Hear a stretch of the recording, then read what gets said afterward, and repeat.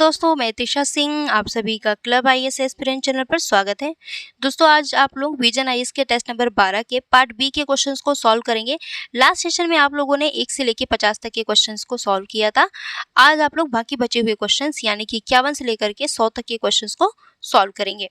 अगर आप लोग को इसका पीडीएफ चाहिए दोस्तों, तो टेलीग्राम ग्रुप का लिंक कॉमेंट बॉक्स में मेंशन कर दिया गया है, तो आप उस ग्रुप को ज्वाइन कर लीजिए और आपको कंटिन्यू जैसे ही क्लास खत्म होगी आपको पीडीएफ मिल जाया करेगी ग्रुप में। और वीडियो के एंड तक बने रहिएगा, आई होप आपको अच्छा लगेगा। ठीक है, चलिए स्टार्ट करते हैं।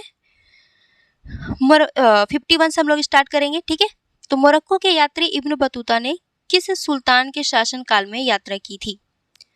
तो आप लोग आंसर करने की कोशिश करें। तो दोस्तों, मोरक्को के यात्री इब्न बतूता ने मोहम्मद बिन तुगलक के शासनकाल में दिल्ली की यात्रा की थी। तो आपका राइट आंसर हो जाएगा ऑप्शन डी। अगला देखिए, अगरवुड के संदर्भ में निम्नलिखित कथनों पर विचार कीजिए। पहला कथन है, यह एक गंभीर रूप से संकटग्रस्त प्रजाति है जो उष्णकटिबंधीय वर्षा वनों में पाई जाती है। दूसरा, अगरवुड के वृक्ष की छाल अत्यधिक सुगंधित होती है और इसका उपयोग अगरबत्ती, इत्र और औषधियों में किया जा सकता है। ठीक है, तो बताएं इसका राइट आंसर क्या होगा। तो दोस्तों, अगरवुड जो है एक गंभीर रूप से संकटग्रस्त प्रजाति है और ये पाई कहाँ जाती है? तो ये उष्णकटिबंधीय वर्षा वनों में पाई जाती है। ठीक है, तो आपका पहला कथन सही है। मेनली ये दक्षिण पूर्व एशिया में या कहें तो ये दक्षिण पूर्व एशिया की स्थानिक प्रजाति है। ठीक है, और इसकी ऊंचाई जो है 40 मीटर तक होती है, यानी कि 40 मीटर लंबा होता है ये, और इसका व्यास लगभग 60 सेंटीमीटर होता है। ठीक है, अब आते हैं दूसरे स्टेटमेंट पर। तो पहला स्टेटमेंट तो आपका सही है कि ये उष्णकटिबंधीय वर्षा वनों में पाई जाती है और ये गंभीर रूप से संकटग्रस्त प्रजाति है। दूसरा देखिए, तो अगरवुड के वृक्ष की छाल अत्यधिक सुगंधित होती है और इसका उपयोग अगरबत्ती, इत्र और औषधियों में किया जाता है। दोस्तों, अगरवुड की वृक्ष की छाल सुगंधित नहीं होती है। ठीक है, तो आपका दूसरा गलत हो गया। और वैसे भी कोई भी वृक्ष है तो अगर वो सुगंधित है भी तो उसका छाल जो है, उसका छाल या उसकी पत्ती सुगंधित नहीं होती है। ठीक है, तो आपका वैसे भी नॉर्मली दूसरा स्टेटमेंट गलत हो गया। किसी भी वृक्ष की छाल या पत्तियां सुगंधित नहीं होती हैं। कुछ अपवाद के तौर पे हो सकते हैं, लेकिन नॉर्मली ऐसा नहीं होता है कि वो किसी भी वृक्ष की छाल सुगंधित हो या उसकी पत्ती सुगंधित हो। ओके, अगरवुड के वृक्ष से एक रेजिन उत्पन्न होता है, सुगंधित रेजिन, यही सुगंध प्रदान करता है। ठीक है, एक रेजिन उत्पन्न होता है जो काफी सुगंधित होता है, रेजिन। तो आपका दूसरा गलत हो गया, इसकी छाल सुगंधित नहीं होती है। आपका राइट आंसर क्या हो जाएगा बताएं? आपका राइट आंसर हो जाएगा ऑप्शन ए, केवल एक। ठीक है, और इसकी स्टेटस की बात करें तो आईयूसीएन द्वारा इसे गंभीर रूप से संकटग्रस्त श्रेणी में रखा गया है और ये साइट्स के परिशिष्ट द्वितीय में आता है। ठीक है, यानी कि साइट्स के परिशिष्ट द्वितीय की श्रेणी में इसको रखा गया है, तो इसको ध्यान रखिएगा। चलिए अगला क्वेश्चन देखिए। पशुपति मुहर सिंधु घाटी सभ्यता की एक प्रतिष्ठित कलाकृति है जिसमें विभिन्न पशुओं से घिरी एक केंद्रीय आकृति है। पशुपति मुहर पर निम्नलिखित में से कौन से पशु दर्शाए गए हैं? ठीक है, बताएं। इसका मैं आप लोग को ऑप्शन भी दिखा देती हूँ ताकि आप लोग आंसर कर सकें। ओके, ठीक है, आंसर करने की कोशिश करें। पशुपति मुहर कहाँ से प्राप्त हुई थी? मोहनजोदड़ो से प्राप्त हुई थी, है ना। और इस पशुपति मुहर पे कितने जानवर दर्शाए गए हैं, कितने पशु दर्शाए गए हैं? बताएं। पशुपति को जो है पशुओं का स्वामी कहा जाता है, इसे आदि शिव भी माना जाता है, आदि शिव। ठीक है, अब बताएं कि कितने पशु जो हैं इस पर दर्शाए गए हैं, इस मुहर पर दर्शाए गए हैं, पशुपति मुहर पर। तो दोस्तों, आप लोग अगर इतना ध्यान होगा कि गाय तो नहीं, गाय का चित्रण नहीं है कहीं भी। गाय को सिंधु घाटी सभ्यता में कहीं भी गाय को चित्रित नहीं किया गया है, ना तो मुहर पे ना कहीं और जगहों पे। तो आपको इतना पता होगा, तो एक कहीं ना कहीं आप एलिमिनेट करने की कोशिश करें। चौथा आपका आंसर क्या बचेगा? Option B. इस बेसिस पे भी आप आंसर कर सकते हैं, लेकिन आपको तब भी पता होना चाहिए, ठीक है, कि पशुपति मुहर पे शेर और गाय का तो चित्रण नहीं है, यानी कि शेर और गाय को नहीं दर्शाया गया है, इस मुहर पर नहीं दर्शाया गया है। और नॉर्मली किस किस कौन कौन से पशु दर्शाए गए हैं, तो बाघ है आपका, भैंस है, बारहसिंगा है, गैंडा है और हिरण है, ठीक है, और साथ में हिरण है। ये ध्यान रखिएगा, आपको याद होना चाहिए, बाघ, भैंस, बारहसिंगा, गैंडा, हिरण, ठीक है। तो बस ये बारहसिंगा, बस ये बाघ, ऐसे याद कर लीजिएगा। फिर उसके बाद भैंस, गैंडा और हिरण। ओके, चलिए अगला देखिए, खाद्य सुरक्षा और मानक लेबलिंग और प्रदर्शन विनियमन 2020 के अनुसार पैकेज लेबल पर निम्नलिखित में से कौन से विवरण शामिल होने चाहिए। ओके, आप कोई भी प्रोडक्ट खरीदने जाते हो, मान लो चिप्स खरीदने जा रहे हो, तो चिप्स के पैकेट पे किस तरह की जानकारी होनी चाहिए, ठीक है, किससे संबंधित कौन कौन सी जानकारी होनी चाहिए। आप लोग देखते होंगे पैकेट के सामने मान लो किसी कंपनी का नाम होता है, चिप्स होता है, कौन सा फ्लेवर होता है ये दिया होता है, लेकिन इस चिप्स के पैकेट के पीछे वाले पोर्शन पर बहुत सारी जानकारियां दी हुई होती हैं। तो किस तरह की जानकारियां एक किसी प्रोडक्ट के पैकेट पे होनी चाहिए, तो बताएं। और खाद्य सुरक्षा मानक लेबलिंग और प्रदर्शन विनियमन 2020 के अनुसार अगर कोई प्रोडक्ट कोई कंपनी बना रहा है, उसे मार्केट में बेच रहा है, तो उसकी सामग्री सूची होनी चाहिए, किस तरह का इंग्रेडिएंट यूज किया जा रहा है और किस देश में उसका उत्पादन हो रहा है, यानी कि उस उत्पाद का मूल देश क्या है, उसको कौन सा है, तो उसको दिखाना जरूरी है, मेड इन इंडिया है, मेड इन चाइना है, या फिर कोई अदर कंट्री है, हो आपको बताना होगा, यानी कि उस कंपनी को। और खाद्य एलर्जी की जानकारी भी देनी चाहिए, खाद्य पदार्थ वापस करने की भी जानकारी दी जानी चाहिए। और इसके साथ ही दोस्तों पोषण से संबंधित जानकारी भी देना अनिवार्य है। पोषण से संबंधित जानकारी यानी कि कितना कार्बोहाइड्रेट है, नाइट्रोजन कितना पाया जा रहा है, फैट कितना है, ठीक है। तो ये सभी जानकारी जो है उस किसी भी प्रोडक्ट के पैकेट पर होना चाहिए, ठीक है। तो आपका राइट आंसर क्या हो जाएगा, ऑप्शन डी, यानी कि सामग्री सूची, उत्पाद का मूल देश, एलर्जी, खाद्य एलर्जी की जानकारी, खाद्य वापस करने की जानकारी, इसके साथ मैन्युफैक्चर डेट, ये तो सब जानते होंगे, और एक्सपायरी डेट, ये सब भी होना बहुत ज़्यादा ज़रूरी है, ठीक है, मतलब अनिवार्य है। ये नहीं कि बस ये कि हाँ खाद्य सुरक्षा और मानक विनियमन 2020 में ऐसा है प्रावधान, तो उसको पालन अनिवार्य रूप से पालन करना है। और इसके साथ जो भी सामग्री की डिटेल दी जाएगी, जितनी भी डिटेल दी जाएगी, उन सभी डिटेल को बोल्ड अक्षरों में लिखा जाएगा, ठीक है, बोल्ड अक्षरों में लिखा जाएगा और बड़े फॉन्ट साइज में, ठीक है। इसका फॉन्ट साइज भी बड़ा होना चाहिए, ऐसा नहीं कि एकदम छोटा छोटा कर्सिव राइटिंग में दे दिया कि नॉर्मली लोग पढ़ ही ना पाए, ठीक है। तो बोल्ड साइज में होना चाहिए और फॉन्ट साइज बड़ा होना चाहिए। तो आंसर क्या होगा, ऑप्शन डी होगा। अगला देखिए, गुप्त काल के दौरान विभिन्न प्रकार के करों के संदर्भ में निम्नलिखित कथनों पर विचार कीजिए, ठीक है। गुप्त काल के दौरान विभिन्न प्रकार के कर लगाए जाते थे, जैसे कर हो गया, उडियांग हो गया, क्लिप्त हो गया और वादभूत कर हो गया। ओके, तो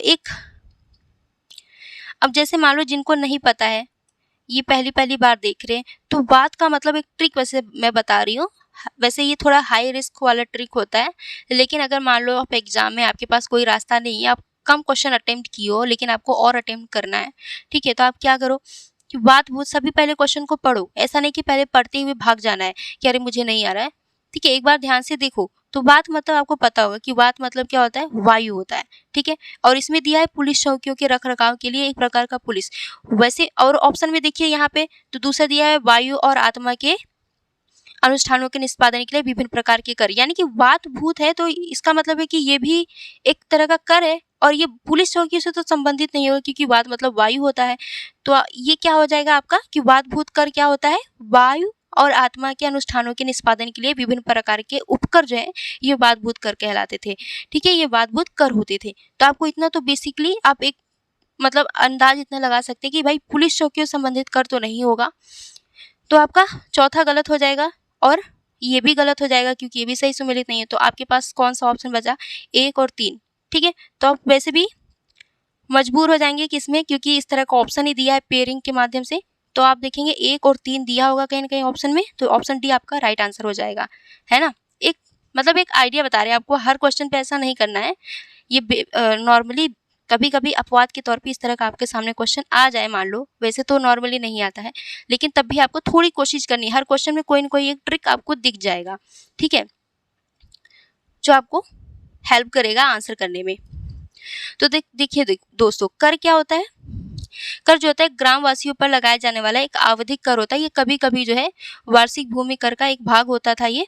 तो आपका पहला कथन सही है। उडियांग, उडियांग जो है ये पुलिस चौकियों के रखरखाव के लिए एक प्रकार का पुलिस कर होता था उडियांग, ठीक है। तो ये दूसरा सही सम्मिलित नहीं है। क्लिप्त जो है ये भूमि की बिक्री और खरीद से संबंधित कर होता था क्लिप्त। तो तीसरा सही है। चौथा जो है वादभूत कर, वादभूत कर क्या कि वायु और आत्मा के अनुष्ठानों के निष्पादन के लिए विभिन्न प्रकार के उपकर होते थे। तो चौथा भी सही सम्मिलित नहीं। तो आपका आंसर क्या होगा? 1 और 3, ऑप्शन डी। अगला देखिए, व्यापारियों के निम्नलिखित वर्गों पर विचार कीजिए। उपर्युक्त में से कितने व्यापार में माहिर थे? तो दोस्तों ये तीनों ही, वोहरा, वणिक, बंजारा, ये तीनों ही व्यापार में माहिर थे। बस तीनों जो व्यापारी थे इनकी विशेषता थोड़ी अलग अलग थी। जैसे वोहरा जो व्यापारी होते थे ये अंतर प्रादेशिक व्यापार करते थे, ठीक है। ये क्या करते थे? ये अंतर प्रादेशिक व्यापार करते थे, एक प्रदेश से दूसरे प्रदेश में, ठीक है। अब वणिक, वणिक जो है ये कहीं न कहीं ये स्थानीय या खुदरा व्यापार करते थे। ये स्थानीय व्यापारी होते थे और ये खुदरा व्यापार करते थे, ठीक है। और बंजारा जो होते थे एक जगह से दूसरी जगह ये लंबी दूरी तक यात्रा करते थे और थोक में सामानों को ले आने का काम करते थे, ठीक है। ये थोक स्तर पर जो है थोक माल खरीदते थे और बेचते थे, ठीक है, बंजारा। तो ये इनकी विशेषता है। और क्योंकि क्वेश्चन में ये पूछा है कि कितने व्यापार में माहिर थे, तो तीनों ही व्यापार में माहिर थे। तो आंसर क्या हो जाएगा? ऑप्शन सी, यानी कि सभी तीनों। अगला देखिए, चांदीपुरा वायरस संक्रमण के संदर्भ में कौन सा कथन सही नहीं है? तो दोस्तों चांदीपुर वायरस को सबसे पहले महाराष्ट्र के चांदीपुर नामक गांव में देखा गया था, ठीक है। तो इसी के नाम पर इसको चांदीपुरा वायरस रखा गया, ठीक है। और ये बीमारी होता क्यों है? ये संक्रमण किसके कारण होता है? तो चांदीपुर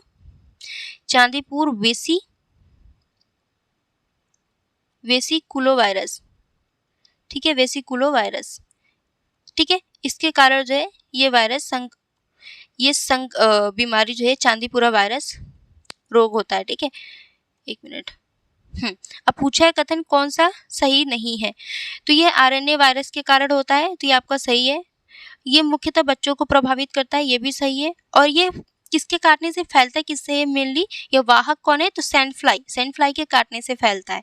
और ये संक्रामक नहीं होता है, ठीक है। ये गैर संक्रामक रोग है। तो आपका, क्योंकि क्वेश्चन में पूछा कौन सा सही नहीं है, तो बी सही नहीं है। तो राइट आंसर हो जाएगा ऑप्शन बी। अगला देखिए, मौर्य स्थापत्य कला के संदर्भ में निम्नलिखित कथनों पर विचार कीजिए। पहला दिया है महलों के निर्माण में उपयोग की जाने वाली मुख्य सामग्री लकड़ी थी। दूसरा है स्तंभ एकाश्म पत्थर से बने होते थे। तीसरा, अशोक स्तंभ सामान्यतः चुनार के बलुआ पत्थर से बनाए जाते थे, ठीक है। तो दोस्तों आप लोग को पता होगा कि जो मौर्य स्थापत्य कला थी ये ईरानी स्थापत्य कला से प्रभावित थी काफी ज्यादा। तो यहाँ पे महलों के निर्माण के लिए ये मुख्यतः जो है लकड़ी का प्रयोग करते थे। तो आपका पहला स्टेटमेंट सही है, लेकिन दूसरे स्टेटमेंट में बहुत सारे लोग जो है धोखा खा जाएंगे ये देख करके कि स्तंभ एकाश में जो है, स्तंभ जो होता था मौर्यकालीन स्तंभ, ये एकाश में पत्थर से बने होते थे। तो ऐसे तो लोगों को पता है कि जैसे ईरानियों में क्या होता था, ईरानी वास्तुकला में जो स्तंभ बनाए जाते थे वो कई सारे पत्थरों को काट करके कुछ इस तरह से स्ट्रक्चर होता था, ठीक है।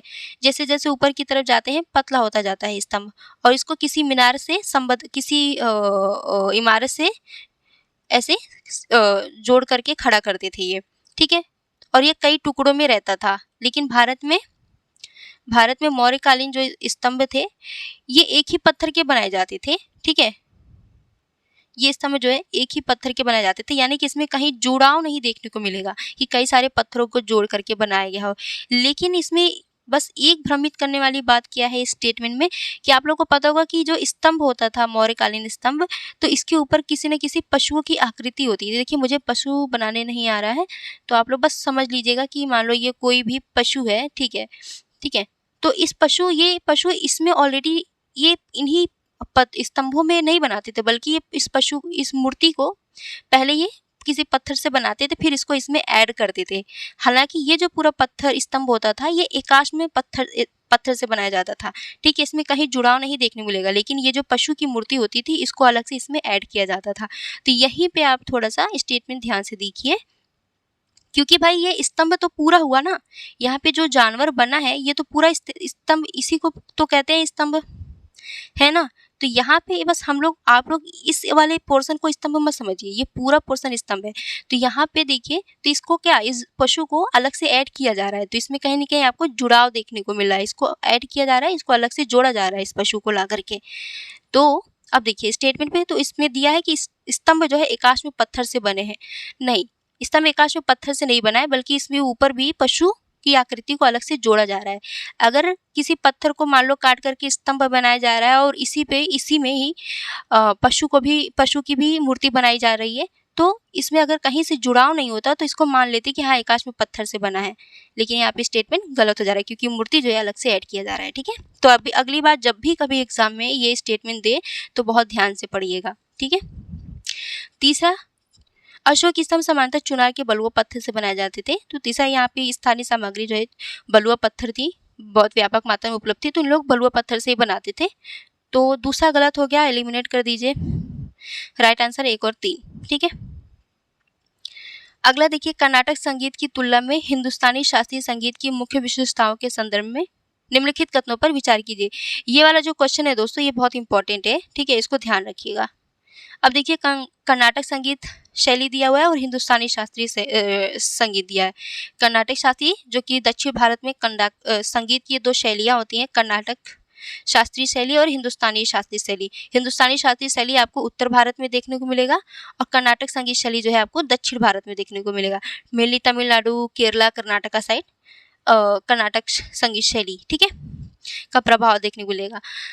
अब स्टेटमेंट देख रहे हैं तो पहला दिया है कि हिंदुस्तानी शास्त्रीय संगीत प्रदर्शन के दौरान तात्कालिकता पर अधिक जोर देता है। हिंदुस्तानी शास्त्रीय संगीत में प्रदर्शन सामान्यतः कृति से प्रारंभ होता है। तीसरा है, इसमें प्रमुख ताल वाद्य यंत्र के रूप में मुख्यतः तबले का इस्तेमाल किया जाता है। तो बताना है कि कौन सा कथन सही है। ठीक है, तो दोस्तों हिंदुस्तानी शास्त्रीय संगीत प्रदर्शनी के दौरान जो है तात्कालिकता पर अधिक जोर देता है, तो आपका पहला कथन सही है। लेकिन दूसरा जो दिया है कि हिंदुस्तानी शास्त्रीय संगीत में प्रदर्शन सामान्यतः कृति से प्रारंभ होता है, तो कृति से नहीं बल्कि आलाप से प्रारंभ होता है। ठीक है, आलाप से प्रारंभ होता है, तो आपका ये गलत हो गया दूसरा स्टेटमेंट। तीसरा देखिए, तो इसमें प्रमुख रूप से तबले का इस्तेमाल किया जाता है वाद्य यंत्र के रूप में, तो तीसरा सही है। तो राइट आंसर क्या हो जाएगा, 1 और 3, ऑप्शन सी। अगला देखिए, यह कश्मीर में स्थित, इसको ध्यान से पढ़िएगा आप लोग। ठीक है, यह कश्मीर में स्थित है। इसका निर्माण 8वीं शताब्दी में कारकोट राजवंश के शासनकाल में हुआ था। किसके शासनकाल में हुआ था, कारकोट राजवंश के शासनकाल में। ठीक है, और इसे विभिन्न वास्तुकला पद्धतियों का मिश्रण माना जाता है। स्मारकों पर गांधार, चीनी, गुप्त कला का प्रभाव है। ठीक है, किस किस का प्रभाव है, तो गांधार शैली का प्रभाव है, चीनियों का प्रभाव है और गुप्त कला का प्रभाव है। ठीक है, और मुख्य मंदिर में एक पिरामिड नुमा शिखर है। ठीक है, पिरामिड नुमा शिखर, और इसमें विष्णु, नदी देवी गंगा और यमुना तथा सूर्य जैसे देवताओं की नक्काशी की गई है। किसकी किसकी नक्काशी की गई है, विष्णु जी की, नदी देवी गंगा जी की, यमुना की और सूर्य देवता की। ठीक है, अब ये मंदिर जो है उपरोक्त परिच्छेद में निम्नलिखित में से किस मंदिर का वर्णन किया गया है, ये किस मंदिर की विशेषता है, आपको ये बताना है। यानी कि इसको कारकोट राजवंश द्वारा बनाया गया है और इस पर जो है गांधार, चीन और गुप्त कला का प्रभाव देखने को मिलता है, और इसकी जो शिखर है कुछ पिरामिड नुमा है इस तरह से। ठीक है, इसकी शिखर जो है कुछ पिरामिड नुमा है, और इसके अलावा यहाँ पे किस देवताओं की नक्काशी की गई है, तो विष्णु जी की, गंगा मैया की, यमुना की और सूर्य देवता की। तो दोस्तों ये जो है मार्तंड सूर्य मंदिर की विशेषता है। इसको किसके द्वारा, ये जम्मू कश्मीर के अनंतनाग में स्थित है और इसका निर्माण जो है ललितादित्य मुक्तापिंड द्वारा किया गया है। ठीक है, ललितादित्य मुक्तापिंड द्वारा, मुक्तापिंड द्वारा। ठीक है, चलिए अगला क्वेश्चन देखिए। निम्नलिखित युग्मों पर विचार कीजिए। रंगमंच और संबद्ध राज्य दिया हुआ है। ठीक है, आप लोग देखे होंगे बेसिकली दोस्तों कि पहले के टाइम में ज़्यादा, जब हम लोग छोटे-छोटे थे, जब आप लोग छोटे-छोटे थे, ठीक है, तो गाँव में ज़्यादातर, अगर आप लोग यूपी बिहार साइड के होंगे, खासकर यूपी के, तो नौटंकी हुआ करती थी, ठीक है, नौटंकी हुआ करती थी। और नौटंकी में ये सभी प्रोग्राम नॉर्मली आदमियों द्वारा यहाँ पे एक्टिविटी की जाती थी, जो पूरा डांस हो गया, एक्टिंग हो गई, मेनली पुरुषों द्वारा किया जाता था, ठीक है। और आप देखते होंगे कि इसमें तरह तरह की कॉमेडी होती थी, डांस होता था, और पूरे रात ये प्रोग्राम चलती रहती थी, है ना। तो ये जो है रंगमंच यूपी से रिलेटेड है, यानी कि यूपी में नौटंकी बहुत प्रसिद्ध है, और रासलीला भी काफ़ी ज़्यादा प्रसिद्ध है, और रामलीला जैसे कि इधर होता है आपका। अब देखिए अब यही जो रंगमंच है, अलग अलग जगहों पे अलग अलग नामों से जाना जाता है, और अलग अलग जगहों पे अलग अलग विषयों पर इन लोग एक्टिविटी करते हैं, ठीक है। अलग अलग विषय, सबका विषय अलग अलग होता है। कोई किसी कॉमेडी विषय पे अपना एक्टिंग करता है, वहाँ पे डांस करता है, या फिर जोकरो जैसी एक्टिविटी करता है। कोई कोई धार्मिक विषय को लेकर के उस पे अपना लोगों को मनोरंजन प्रदान करता है। तो यहाँ पे बस यही है कि अलग अलग जगहों पे इस रंगमंच का नाम अलग अलग है, ठीक है। जैसे जम्मू कश्मीर में भांड पाथेर नाम से जाना जाता है, केरला में कृष्णाटम, और तमिलनाडु में तेरुकुत, ठीक है। तो पूछा है कितने सही सुमेलित थे, तो तीनों ही सही सुमेलित थे, तो राइट आंसर हो जाएगा सभी तीनों। अगला देखिए, रेशम की बुनाई एक प्रतिष्ठित रूप से उत्पत्ति पाटन से हुई है। वह अपनी जटिल दोहरी इकत तकनीक के लिए प्रसिद्ध है। साथ ही यह बुनाई अपने ज्यामिति पैटर्न और चमकीले एवं आकर्षक रंगों के लिए जानी जाती है। इसे ऐतिहासिक रूप से मुगल और मराठा दरबारों द्वारा संरक्षण प्रदान किया गया। किसके द्वारा संरक्षण प्रदान किया गया था? तो मुगल और मराठा दरबारों द्वारा संरक्षण प्रदान किया गया था, ठीक है। बताएं, और इसमें ज्यामितीय पैटर्न बना होता है, ठीक है, ज्यामितीय पैटर्न, और ये चमकीले और आकर्षक रंगों के लिए जानी जाती है, ठीक है। बताइए कि किस परंपरागत बुनाई का ये उल्लेख कर रहा है? तो दोस्तों आपका राइट आंसर होगा ऑप्शन ए, यानी ये विशेषताएं जो है पटोला की विशेषता है। और पटोला साड़ी आप लोग जानते होंगे, गुजरात है ना, काफी प्रसिद्ध साड़ी है। अगला देखिए, हाल ही में सुर्खियों में रहा स्ट्रोब्लाइंड मैलवेयर। क्या है स्ट्रोब्लाइंड मैलवेयर? तो दोस्तों ये एंड्रॉइड को लक्षित करने वाला एक बैंकिंग ट्रोजन होता है। तो आपका राइट आंसर हो जाएगा ऑप्शन ए। अगला देखिए, इबेरियन शैली की स्थापत्य कला के विषय में निम्नलिखित कथनों पर विचार कीजिए। इबेरियन शैली की स्थापत्य कला मुख्य रूप से भारत में पुर्तगाली आगमन से शुरू हुई। दूसरा कथन दिया है, गोवा में चर्च ऑफ सेंट एनी और डी फोर्ट इस शैली की कुछ उल्लेखनीय निर्माण है, ठीक है। तो दोस्तों इबेरियन शैली में देखेंगे, नॉर्मली इनकी जो छतें होती हैं लकड़ी की होती हैं। और इबेरियन शैली की शुरुआत जो है भारत में कब हुई? पुर्तगालियों के आगमन से, ठीक है। जब ये पुर्तगाली आते हैं तो अपने साथ साथ इस शैली को भी ले आते हैं, इस स्थापत्य कला को भी ले आते हैं। आपका पहला कथन सही है। और आप इसका उदाहरण देखेंगे तो गोवा में जो चर्च ऑफ सेंट एनी है और डी फोर्ट है, इस शैली का प्रयोग जो है इस वास्तुकला को बनाने में किया गया है प्रयोग। तो आपका दोनों स्टेटमेंट सही है, राइट आंसर हो जाएगा ऑप्शन सी, यानी एक और दो दोनों। अगला देखिए, इंडो गॉथिक स्थापत्य कला शैली के संदर्भ में निम्नलिखित कथनों पर विचार कीजिए, ठीक है। इंडो गॉथिक कला ये इंपॉर्टेंट है काफी, ठीक है। इसको जो है इंडो सर सैनिक स्थापत्य कला भी कहते हैं। तो मान लीजिए कभी एग्जाम में सर सैनिक शला दे दिया, इंडो सर सैनिक, ठीक है, सर सैनिक, ये ध्यान रखिएगा, ठीक है। अब देखिए, पहला स्टेटमेंट दिया है इंडो गॉथिक स्थापत्य कला के संदर्भ में कि इसमें भारतीय और फारसी तत्वों का मिश्रण है।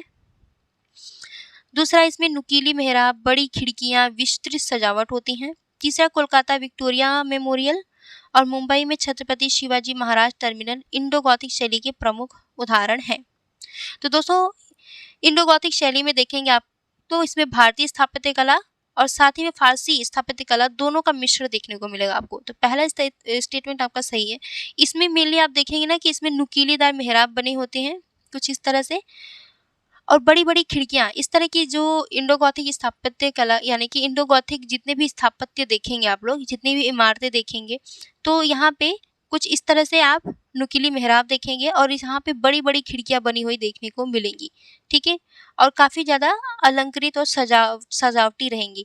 तो आपका दूसरा स्टेटमेंट सही है, ठीक है। आप गूगल पे एक बार सर्च करके देख लेना इंडो गौथिक स्थापत्य कला, तो आपकी आंखों में छप जाएगा, ठीक है। तीसरा है कोलकाता में विक्टोरियन, जैसे एग्जाम्पल के तौर पे आप देखें तो कोलकाता में विक्टोरियल मेमोरियल है, इसको सर्च कर लीजिएगा विक्टोरियल मेमोरियल किस तरह से बना है, इसकी एक बार बनावट इसको देख लीजिएगा, इसकी बनावट को, ठीक है। और मुंबई में छत्रपति शिवाजी महाराज टर्मिनल, ये दोनों जो है इंडो गॉथिक शैली के प्रमुख उदाहरण हैं। तीसरा भी सही है, राइट आंसर क्या हो जाएगा, ऑप्शन डी।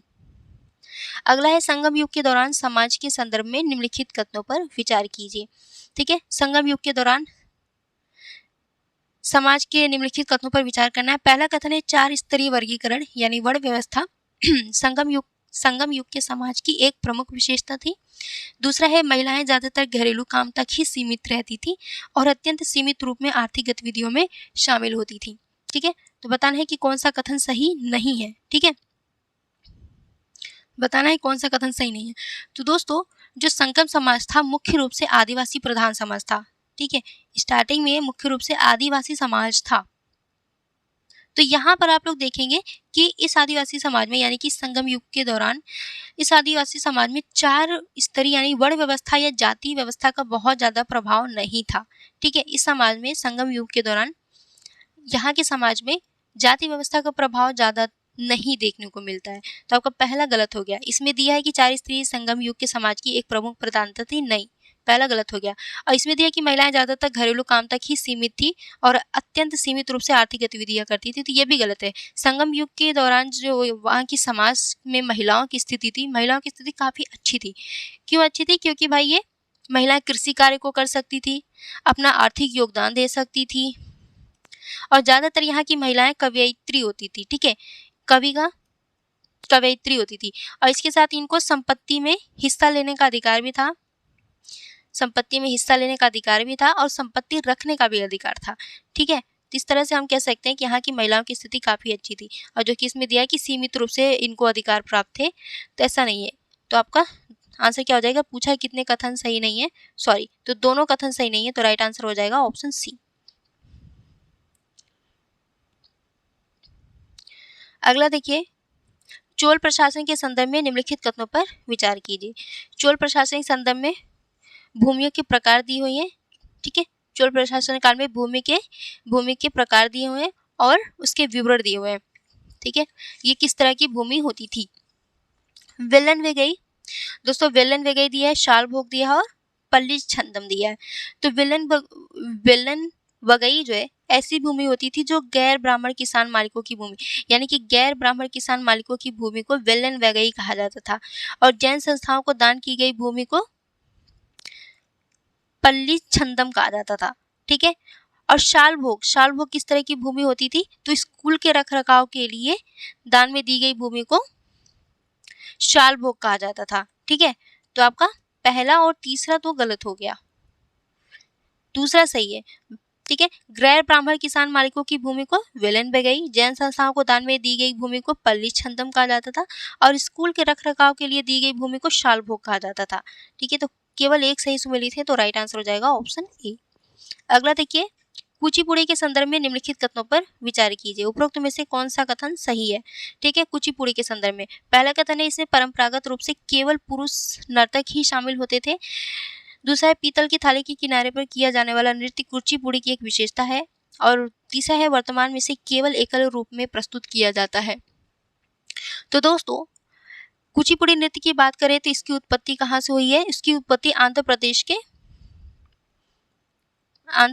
के कृष्णा जिले के कुचिपुड़ी नामक स्थान से हुई है, ठीक है। आंध्र प्रदेश के कृष्णा जिले के कुचिपुड़ी नामक स्थान से हुई है, तो इसलिए इसका नाम कुचिपुड़ी नृत्य पड़ा था, ठीक है। तो ये कहाँ की शास्त्रीय नृत्य है? कुचिपुड़ी, आंध्र प्रदेश की। और इसमें बोला है कि केवल पुरुष नर्तक ही जो है परंपरागत रूप से शामिल होते हैं, तो नहीं, पहला आपका गलत हो गया, महिलाएं भी शामिल होती हैं, जैसे वेदांतम सत्यनारायणम है, वेदांतम सत्यनारायणम, ये एक महिला कुचिपुड़ी नर्तिका है, ठीक है। तो आप एग्जाम्पल के तौर पे समझ सकते हैं कि इसमें महिलाएं भी शामिल होती हैं। तो दूसरा है कि इस नृत्य की प्रमुख विशेषताएं क्या है? तो ये जो है एक पीतल की थाली होती है, इस पीतल की थाली पर पैर टिका करके यानी कि अपने शरीर को बैलेंस्ड करके ये अपने पैरों को कुछ इस तरह से रखकर इसके ऊपर नृत्य करती हैं ये, और अपने सिर पर पानी का मटका रखी रहती हैं और अपने शरीर को बैलेंस करके इस थाली पर पैर रख करके नृत्य करती हैं। तो कहीं न कहीं अपने आप में ही बहुत ही मतलब अद्भुत लगता है देखने में, और एक इस इस तरह का नृत्य करना यानी कि थाली पर अपना पैर टिकाए रखना एक बहुत बड़ी बात है ना? और इसकी विशेषता है, ये कुचिपुड़ी नृत्य की विशेषता है। तो आपका दूसरा सही है। तीसरा है कि वर्तमान में इसे केवल एकल रूप से प्रस्तुत नहीं, एकल रूप में नहीं, इसको सामूहिक रूप से भी प्रस्तुत किया जाता है। तो दूसरा गलत, तीसरा गलत हो गया। केवल एक कथन सही है, वो भी केवल ऑप्शन बी आपका राइट आंसर होगा, यानी कि दूसरा कथन सही है सिर्फ। अगला देखिए, बहमनी साम्राज्य के संदर्भ में निम्नलिखित युग्मों पर विचार कीजिए। ठीक है, बहमनी साम्राज्य के शासक जो है मोहम्मद प्रथम ने 8 मंत्रियों की एक परिषद नियुक्त की थी और उन्हीं परिषदों के कुछ मंत्रियों के नाम यहाँ पे दिया हुआ है। ठीक है, इनके क्या कार्य होते हैं ये बताना है कि कितने सही सुमेलित हैं। ठीक है, जैसे वकील उस सल्तनत का काम ये क्या होता था, ये राज्य का लेफ्टिनेंट होता था। तो पहला सही है। अमीर ए जुमला ये किस तरह का कार्य करता था, ये अमीर ए जुमला जो है वित्त मंत्री होता था, और वसीर ए अशरफ जो है विदेश मामलों का मंत्री होता था। तो दूसरा और तीसरा गलत है, पहला सही है। तो कितने कथन सही में, केवल एक कथन सही में। तो राइट आंसर हो जाएगा ऑप्शन ए। अगला देखिए, Rigveda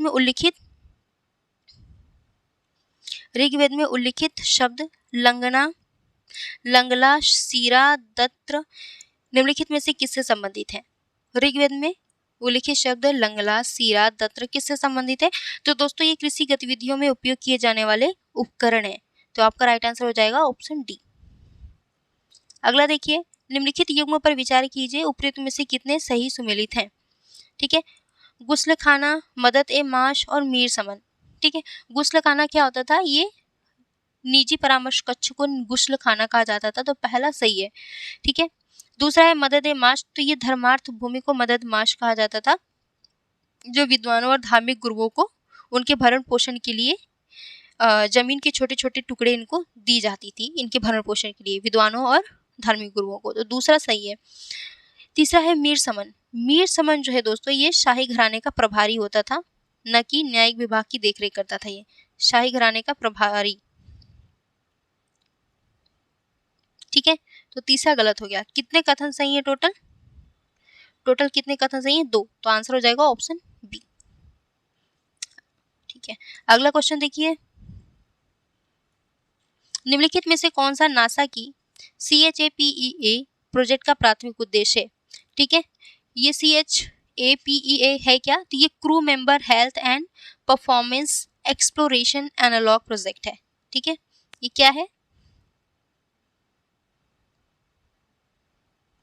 crew member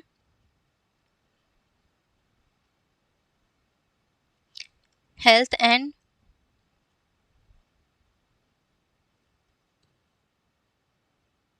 performance exploration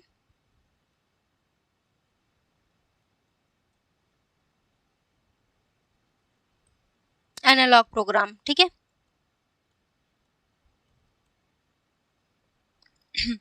ठीक है, इसका उद्देश्य क्या है? इसका उद्देश्य है अंतरिक्ष मिशनों में मानव व्यवहार और प्रदर्शन का अध्ययन करना। तो राइट आंसर हो जाएगा ऑप्शन बी। अगला देखिए, राष्ट्रकूट वंश के संदर्भ में निम्नलिखित कथनों पर विचार कीजिए। पहला कथन है, राष्ट्रकूट शासन ने मुख्य रूप से बौद्ध धर्म को संरक्षण दिया। दूसरा है, वे उदारवादी थे, उन्होंने मुस्लिम व्यापारियों को बसने और इस्लाम का प्रचार करने की अनुमति दी थी। तीसरा, उत्तराधिकार के नियम तय थे। ठीक है, राष्ट्रकूट वंश के संदर्भ में आपको बताना है कि कितने कथन सही हैं। तो दोस्तों राष्ट्रकूट वंश की बात करें तो राष्ट्रकूट वंश के शासकों द्वारा सभी धर्मों को जो है समान संरक्षण प्रदान किया था, न कि केवल बौद्ध धर्म को। जैन धर्म को भी इन्होंने संरक्षण दिया था, वैष्णव को भी और शैव धर्म को भी। तो आपका पहला गलत हो गया। और ये काफी उदारवादी प्रवृत्ति के थे। ठीक है, ये धार्मिक रूप से सहिष्णु थे, ये सभी धर्मों को समान रूप से देखते थे। तो इन्होंने जो है क्या किया था, राष्ट्रकूट वंश के शासकों द्वारा मुस्लिम व्यापारियों को बसने की इजाजत दी गई थी और इनको जो है इस्लाम का प्रचार करने की भी अनुमति दी गई थी। तो दूसरा कथन सही है। उत्तराधिकार के नियम यहाँ पे तय नहीं थे, तो आपका तीसरा गलत हो गया। ठीक है, यहाँ पे उत्तराधिकार के नियम तय नहीं थे। तो आपका कितने कथन सही है? केवल एक, तो राइट आंसर हो जाएगा ऑप्शन ए। अगला देखिए, हाल ही में सुर्खियों में रहा सेमाग्लूटाइड और ट्राइजेपेटाइड, किससे संबंधित है ये? सेमाग्लूटाइड और ट्राइजेपेटाइड। तो दोस्तों ये दोनों एक प्रकार की दवा है, ठीक है, जो वजन को कंट्रोल करेगी। ठीक है, यानी कि ये इस दवा को कंज्यूम करने से हमारे मेटाबॉलिज्म को बढ़ाएगा, जिससे कि हमारे वेट में थोड़ी कमी आएगी। ठीक है, तो वजन नियंत्रण में ये सहायता करेगा। चलिए अगला देखिए, यह भारत के सभी शास्त्रीय नृत्यों में सबसे भक्तिमय नृत्य शैली है। ठीक है, ये जो है भक्तिमय नृत्य शैली है। अगला देखिए, अगला स्टेटमेंट आगे क्या कह रहा है कि इसका मुख्य विषय जो है कृष्ण और राधा की प्रेम कहानियों पर है। ठीक है, इसका मुख्य विषय किस पर केंद्रित है? कृष्ण और राधा की प्रेम कहानियों पर। अगला देखिए, तो तांडव की तुलना में इस पे लास्य को अधिक महत्व दिया गया है। ठीक है, आगे देखिए, तो कामुकता के बजाय भक्ति पर ध्यान केंद्रित करना इसकी मुख्य विशेषता है। रासलीला, संकीर्तन, थांगता सबसे लोकप्रिय थीम है इस नृत्य की, शास्त्रीय नृत्य की। तो आपको बताना है ये किस शास्त्रीय नृत्य की बात कर रहा है। तो दोस्तों ये मणिपुरी शास्त्रीय नृत्य की बात कर रहा है। ठीक है, पूरी विशेषता जो है ऊपर जो दी गई है ये मणिपुरी शास्त्रीय नृत्य की है। तो आपका आंसर क्या हो जाएगा? Option B. अगला देखिए, उत्तर वैदिक काल में राजा अपना प्रभाव बढ़ाने के लिए अनेक प्रकार के अनुष्ठान करते थे। इस संदर्भ में उत्तर वैदिक अनुष्ठानों और उनके अर्थ से संबंधित निम्नलिखित युग्मों पर विचार कीजिए। ठीक है, राजसूय यज्ञ जो है दोस्तों, राजसूय ये वैदिक अनुष्ठान है, राजसूय, अश्वमेध और वाजपेय। तो ये राजसूय जो है ये होता क्या था? राजा को सर्वोच्च शक्ति प्रदान करने हेतु राजसूय किया जाता था। इसमें रथ दौड़ नहीं होती थी। रथ दौड़ किसमें होती थी बताएं? वाजपेय यज्ञ में होती थी। ठीक है, तो आपका पहला और तीसरा गलत हो गया। ठीक है, अश्वमेध में क्या होता था? अश्वमेध में बताएं, इसमें अश्वमेध में अश्व यज्ञ होता था। इसमें राजा क्या करता था? अपने घोड़ा को छोड़ देता था और जहां तक वो जाता था वो सभी राजा के संप्रभु क्षेत्र हो जाते थे। ठीक है, तो पहला आपका कथन मतलब इसमें केवल एक ही कथन सही है, वो भी दूसरा वाला। ठीक है, बाकी पहला और तीसरा गलत है। तो आंसर क्या होगा आपका? कितने कथन सही है? तो केवल एक कथन सही है। अगला देखिए, भारत के सांस्कृतिक इतिहास के संदर्भ में उर्स उत्सव जो है निम्नलिखित के योगदान के स्मरण में मनाया जाता है। उर्स उत्सव किसके द्वारा मनाया जाता है? ये जो है एक सूफी परंपरा होती है उर्स उत्सव। इसका मतलब होता है मिलन। ठीक है, किसका मिलन? तो संत और ईश्वर का मिलन। ठीक है, संत और ईश्वर के मिलन का प्रतीक माना जाता है उर्स उत्सव को। ठीक है, ये ज्यादातर सूफी संतों के दरगाहों पर मनाया जाने वाला एक उत्सव है। ठीक है, चलिए अगला देखिए, भारतीय संगीत और नृत्य पर इंडो इस्लामिक संस्कृति के प्रभाव के संदर्भ में निम्नलिखित कथनों पर विचार कीजिए। ये भी काफी इंपॉर्टेंट क्वेश्चन है। ठीक है, ऑप्शन भी देखते रहिए आप लोग। भारतीय संगीत और नृत्य पर इंडो इस्लामिक संस्कृति के प्रभाव। पहला दिया है तानसेन, जो अकबर के दरबार के एक प्रमुख संगीतकार थे, को हिंदुस्तानी शास्त्रीय संगीत में महत्वपूर्ण योगदान देने हेतु श्रेय दिया जाता है।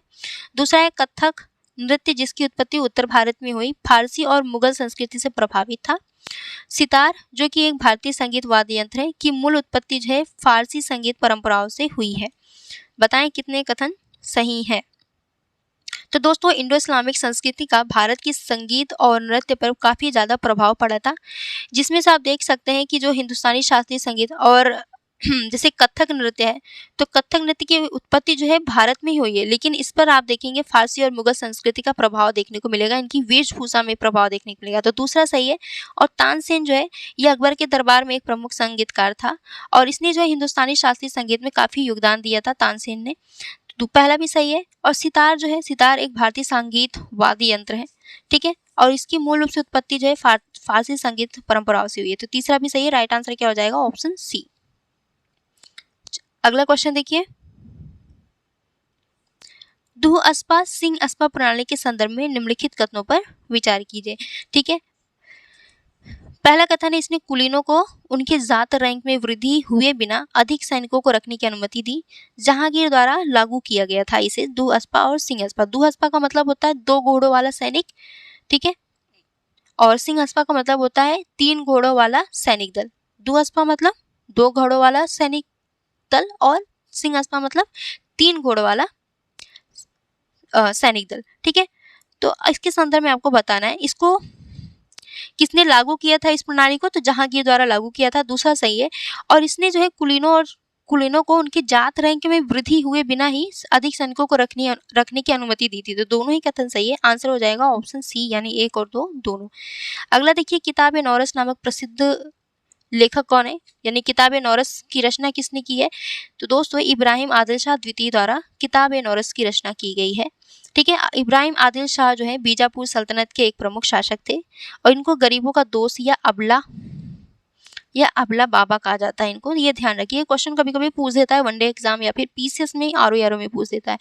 अगला देखिए, भारत की शत्रु संपत्ति के संदर्भ में निम्नलिखित कथनों पर विचार कीजिए। पहला कथन यह उन पूर्व भारतीय नागरिकों की संपत्तियों को संदर्भित करता है जो अब पाकिस्तानी, चीनी, बांग्लादेशी नागरिकता रखते हैं। दूसरा है, शत्रु संपत्ति के रूप में वर्गीकृत संपत्तियों का प्रबंधन भारत के शत्रु संपत्ति अभिरक्षक द्वारा, इसका प्रबंधन कौन करता है, शत्रु संपत्ति के विभिन्न संपत्तियों का, इसका प्रबंधन भारत के शत्रु संपत्ति अभिरक्षक द्वारा किया जाता है। तो बताना है कौन सा कथन सही है शत्रु संपत्ति के संदर्भ में, ठीक है। हम शत्रु किसको मानते हैं, शत्रु किस देश के नागरिक को हम शत्रु मानते हैं, तो दोस्तों पाकिस्तान और चीन के नागरिकों को हम लोग शत्रु देश का नागरिक मानते हैं, न कि बांग्लादेश, ठीक है। बांग्लादेश को हम लोग शत्रु देश नहीं मानते, तो ये आपका पहला स्टेटमेंट गलत हो गया, ठीक है। और शत्रु संपत्ति जो है दोस्तों, जैसे कि जो पाकिस्तानी थे ये भारत को छोड़ करके चले गए थे, तो इनकी जो संपत्ति है इसको शत्रु संपत्ति माना जाता है। और इस संपत्ति पर अधिकार कौन रखता है, ये संपत्ति किसके अधिकार में आता है, भारत सरकार के अधिकार में आता है, ठीक है, भारत सरकार के अधिकार में आता है, ओके। तो आपका पहला स्टेटमेंट तो गलत है, क्योंकि इसमें बांग्लादेशी नागरिकता रखता हो, नहीं, बांग्लादेश के नागरिक को शत्रु देश का नागरिक नहीं माना जाएगा, तो दूसरा गलत है, ठीक है, ना ही उसकी संपत्ति को शत्रु संपत्ति माना जाएगा। तो पहला गलत हो गया। दूसरा सही है आपका कि शत्रु संपत्ति के रूप में वर्गीकृत संपत्तियों का प्रबंधन जो है भारत के शत्रु संपत्ति अभिरक्षक द्वारा किया जाता है। और ये जो भारत के शत्रु संपत्ति अभिरक्षक है ये गृह मंत्रालय के अधीन कार्य करता है, ठीक है, ये गृह मंत्रालय के अधीन कार्य करता है। और इसका विनियमन कौन करेगा, इसका विनियमन जो है किस अधिनियम के तहत होता है, इसका विनियमन जो है शत्रु संपत्ति अधिनियम 1968 के तहत इसका विनियमन होता है। तो इसको ध्यान रखिएगा आप लोग। तो आपका राइट आंसर क्या होगा, केवल दूसरा कथन सही है, ऑप्शन बी। अगला देखिए, भारत में महापाषाण संस्कृति के संदर्भ में निम्नलिखित में से कौन सा कथन सही है, ठीक है। पहला कथन है, भारत में महापाषाण संरचनाएं मुख्यतः दक्षिण और पूर्वोत्तर भारत में पाए गए। दूसरा, डोलमैन और मेनहीर भारत में पाई जाने वाली महापाषाण संरचनाओं के उदाहरण है। तीसरा, भारत में महापाषाण स्थल विशेष रूप से कब्र स्थल होते और यहाँ कोई स्मारक या अनुष्ठानिक प्रयोग का साक्ष्य नहीं मिलता है, ठीक है। इस स्टेटमेंट को ध्यान से पढ़िएगा, ठीक है, तभी आपका आंसर क्लियर हो जाएगा। भारत में महापाषाण स्थल विशेष रूप से कब्र स्थल होते हैं और यहाँ कोई स्मारक या अनुष्ठानिक प्रयोग का साक्ष्य नहीं मिलता है। तो दोस्तों देखो, क्वेश्चन में अगर आपको जब भी आप क्वेश्चन पढ़े तो सारे स्टेटमेंट क्यों पढ़े, और अगर मान लो उसमें एक कोई स्टेटमेंट ऐसा है जो थोड़ा टफ है, जो नहीं समझ में आ रहा है, जैसे मान लो ये दूसरा वाला आपको नहीं समझ में आ रहा है, तो आप सबसे सिंपल स्टेटमेंट पर जाइए। तो जैसे आपका तीसरा स्टेटमेंट जो है सबसे सिंपल है, ठीक है, सबसे सिंपल। इसमें क्या है, इसमें ये बता रहा है कि ये जो यहाँ के जो पाषाण स्थल होते थे ये विशेष रूप से कब्र स्थल होते थे, ठीक है। वहाँ पे जो पाषाण काल में पाषाण संस्कृति की बात करें तो जब भी किसी व्यक्ति की मृत्यु हो जाती तो या तो वो दफना देते थे, ठीक है, या तो ये पत्थरों से ये ढक देते थे, ठीक है। तो ये जो इनके पाषाणिक स्थल होते थे ये कब्र स्थल होते थे। अब लेकिन यहाँ पे दिया कि यहाँ कोई स्मारक या अनुष्ठानिक प्रयोग का साक्ष्य नहीं मिला है। भाई ऐसा तो हो नहीं सकता कि यहाँ पे कोई अनुष्ठानिक या ये पूजा पाठ या फिर ये कोई कर्म कांड नहीं करते होंगे, है ना। तो आपका यहाँ पे एक स्टेटमेंट आपको मिल गया कि आपका तीसरा तो सही नहीं होगा, क्योंकि इसमें दिया कि यहाँ कोई स्मारक या अनुष्ठानिक प्रयोग का साक्ष्य नहीं मिला है। मिला है भाई, कई जगहों पे मिला है, ठीक है। ये क्या करते थे, ये जादू टोना में भी थोड़ा भरोसा करते थे, किसी को गाड़ते थे तो साथ में कुछ वस्तुएं भी ये रख देते थे, जैसे कुछ बर्तन रख देते थे या फिर उनकी जो भी जरूरत की चीजें होती थी, ठीक है। तो यहाँ पे तीसरा तो गलत हो गया। अब स्टेटमेंट पे ध्यान दीजिए, तो आपका तीसरा जहाँ जहाँ स्टेटमेंट होगा तो एलिमिनेट हो जाएगा, ठीक है। तो आंसर क्या निकल आएगा आपका, ऑप्शन ए। तो कहीं ना कहीं आपको ये थोड़ा सा कुछ जो इजी स्टेटमेंट होते हैं उसको पढ़िए, और अगर आपको वो गलत लग रहा है तो फिर उस स्टेटमेंट को गलत मान करके फिर ऑप्शन पे आ जाइए, फिर उसको एलिमिनेट करिए, देखिए आपका आंसर निकल रहा है या नहीं निकल रहा है, ठीक है। तो ये आपका एक तरीका है आंसर करने का, ओके। तो यहाँ पे आपको समझ विकसित होनी चाहिए, जरूरी नहीं कि जो चीजें याद हो उस बेसिस पे ही आप आंसर करो, थोड़ा अपना कॉन्सेप्ट लगा करके भी कर सकते हैं कि क्या कोई अनुष्ठानिक साक्ष्य नहीं मिला होगा, तो भाई मिला ही होगा। ऐसा भी जैसे जिन्होंने नहीं पढ़ा है उसके लिए बात कर रहे हैं, ठीक है। जो पढ़े उनको तो पता है, कंफर्म है कि मिला है, ठीक है। तो अब स्टेटमेंट पर आते हैं। तो जैसे पहला दिया है कि भारत में महापाषाणी संरचनाएं मुख्यतः दक्षिणी भारत और पूर्वोत्तर भारत में, दक्षिण भारत में जैसे कि आपका कर्नाटका हो गया, तमिलनाडु हो गया, आंध्र प्रदेश हो गया, केरला हो गया, और फिर अगर हम पूर्वोत्तर भारत में बात करें, पूर्वोत्तर क्षेत्रों में, तो मेघालय की खासी और जयंतिया पहाड़ियों पर भी पाषाण संस्कृति के साक्ष्य मिले। तो आपका पहला तो सही है। और कुछ पाषाणिक संस्कृति या कुछ पाषाणिक संरचनाएं भी मिली है। डोलमेन क्या होता है, डोलमेन ये इन लोग क्या करते थे ना, जो यहाँ के महापाषाण के लोग होते थे, इन लोग क्या करते थे कि पत्थरों को, क्योंकि पत्थर बहुत सारे थे, तो पत्थरों को इन लोग क्या करते थे, इस तरह से रखते थे, ठीक है, इस तरह से रखते थे। कुछ पत्थरों को ऊर्ध्वाधर रूप में रख करके फिर एक पत्थर को क्षैतिज रूप में रख देते थे, तो इसको डोलमेन कहा गया, इसका नाम रखा गया डोलमेन, ठीक है। और मेनहिर में क्या होता था, मेनहिर में बहुत सारे पत्थरों के ऊर्ध्वाधर रूप में ऐसे रख देते थे, तो इसको मेनहिर कहा जाता था। ये सभी ये सभी पाषाणकालीन संरचनाएं हैं, ठीक है। तो आपका दूसरा स्टेटमेंट सही है कि डोलमेन मेनहिर भारत में पाई जाने वाली महापाषाण संरचनाओं के उदाहरण है। ये जो है ये ऐसा करते क्यों थे, तो ये किसी न किसी, जैसे कि किसी को दफनाना हुआ या फिर किसी धार्मिक अनुष्ठान के लिए ऐसा करते थे, ठीक है। जैसे सूर्य की पूजा करनी होती थी तो भी इन लोग ऐसे पत्थरों को रख करके चारों ओर से घेर देते थे, और फिर बीच में ये अनुष्ठानिक कार्य करते थे, पूजा करते थे, ठीक है। तो आपका दूसरा सही है, तीसरा गलत है। फिर महाभारत के महापाषाण स्थलों के मृदभांड, लोहे के औजार और आभूषण जैसी आकृतियां पाई गई हैं, तो चौथा सही है। तो कितने आंसर आपके, कौन सा आंसर होगा, ऑप्शन ए आपका राइट आंसर होगा। अगला देखिए, नाट्यशास्त्र के अनुसार नृत्य के दो मूल तत्व हैं। नाट्यशास्त्र के अनुसार नृत्य के दो मूल तत्व कौन से हैं। अभी हम लोगों ने इतनी बार शास्त्रीय नृत्य के बारे में एक दो क्वेश्चन पढ़ा, जिसमें लास्य और तांडव बार बार आया था, है ना। अगर आप लोगों ने पढ़ा होगा तो थोड़ा बहुत तो दिमाग में होगा कि लास्य और तांडव शब्द बार बार है, तांडव नृत्य, लास्य नृत्य, ठीक है। तो ये नृत्य के दो मूल तत्व हैं, जिसमें लास्य में क्या होता है, ये कोमलता को दिखाता है कि इसमें अगर लास्ट नृत्य होता है तो काफी जो संयम और बहुत ज्यादा कोमलता वाली एक्सप्रेशन दी जाती है। और तांडव में जैसे कि शिव तांडव करते हैं काफी उग्र तरीके से, तो ये एक रूप होता है नृत्य का, ठीक है। एम्ब्रॉयडरी दी हुई है और संघ राज्य किस राज्य से संबंधित है ये दिया है। तो दोस्तों नक्शी काथा, कशीदाकारी और जरी दर्दी ये सभी एम्ब्रॉयडरीज हैं, और ये किस राज्य से संबंधित है, तो नक्शी काथा ये पश्चिम बंगाल, कशीदाकारी राजस्थान, जरी जरदोजी उत्तर प्रदेश। तो तीनों ही सही सुमेलित है, तो आंसर हो जाएगा ऑप्शन सी। अगला देखिए, निम्नलिखित में से कौन सा ओलंपिक ऑर्डर पद को सर्वोत्तम रूप से परिभाषित करता है, ओलंपिक ऑर्डर पद को। तो दोस्तों ये असाधारण सेवा के लिए अंतर्राष्ट्रीय ओलंपिक समिति द्वारा दिया जाने वाला सर्वोच्च सम्मान है। यानी कि कोई अगर प्लेयर है वो बहुत ज्यादा अपना मतलब पूरा जीवन इस ओलंपिक खेल के योगदान में लगा है, उसको बढ़ाने के लिए, उसको बढ़ावा देने के लिए, तो आपको उस व्यक्ति को ओलंपिक ऑर्डर पद से सम्मानित किया जाता है। तो कहीं ना कहीं ये असाधारण सेवा के लिए अंतर्राष्ट्रीय ओलंपिक समिति द्वारा दिया जाने वाला एक सर्वोच्च सम्मान होता है। इसकी शुरुआत जो है 1975 में हुई थी, ठीक है। अगला देखिए, बनेश्वर मेला निम्नलिखित में से किस जनजाति का मुख्य उत्सव है। बनेश्वर मेला किस जनजाति का मुख्य उत्सव है, तो ये भील जनजाति का मुख्य उत्सव है, ठीक है। राइट आंसर हो जाएगा ऑप्शन डी। अगला देखिए, निम्नलिखित व्यक्तियों पर विचार कीजिए, उपरोक्त में से कौन से कर्नाटक संगीत की त्रिमूर्ति का हिस्सा है। कर्नाटक संगीत की त्रिमूर्ति का हिस्सा कौन कौन है? तो दोस्तों ये बहुत इंपॉर्टेंट है, बहुत ज़्यादा इंपॉर्टेंट क्वेश्चन है। तो इसमें त्रिमूर्ति, कर्नाटक के संगीत की त्रिमूर्ति कहा जाता है किन किन तीनों लोगों को? तो दोस्तों इसमें आपका त्यागराज, मुथुस्वामी दीक्षितार और श्याम शास्त्री, इन तीनों लोग को सम्मिलित रूप से कर्नाटक संगीत की त्रिमूर्ति माना जाता है। तो आपका आंसर क्या हो जाएगा? 1, 2 और 4, यानी ऑप्शन बी। निम्नलिखित में से कौन सी इंडो इस्लामिक स्थापत्य की विशेषता है? ये भी इंपॉर्टेंट है, ठीक है। इंडो इस्लामिक स्थापत्य की विशेषता की बात कर रहा है। जितने भी स्थापत्य शैली हैं, चाहे इंडो इस्लामिक हो, इंडो गॉथिक शैली हो, ठीक है, सौरसैनिक शैली हो, जो मैंने आपको बताया, तो ये सभी इंपॉर्टेंट है। जब भी आप आर्ट एंड कल्चर पढ़ें तो एक तो संगीत, कर्नाटक संगीत, शास्त्रीय संगीत पढ़ लें, और फिर जितने भी स्थापत्य कला की विशेषताएं हैं, मूर्ति कला पढ़ लें। मूर्ति कला में गांधार, अमरावती, मथुरा, ठीक है, चित्रकला पढ़ें, सभी इंपॉर्टेंट है, ठीक है।